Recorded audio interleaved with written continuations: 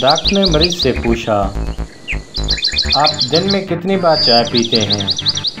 मरीज बोला, डॉक्टर साहब दिन की तो छोड़ें, रात को भी ख्वाब में चाय पीता हूँ।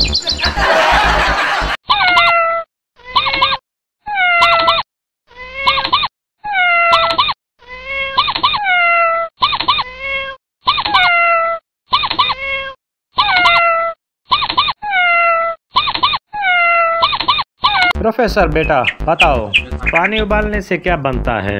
शागिर्द, सर झगड़ा। प्रोफेसर वो क्यों? शागिर्द, क्योंकि अम्मी कहती है, कितनी बार कहा है, बर्तन उबालने ना छोड़ा कर।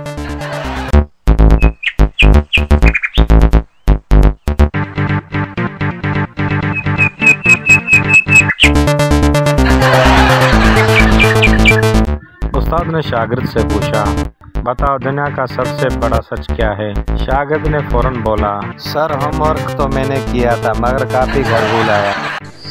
बीवी सुनो, मेरा वजन कम करने का कोई आसान नुस्खा बताओ। श्योर, बिल्कुल है। बीवी कौन सा?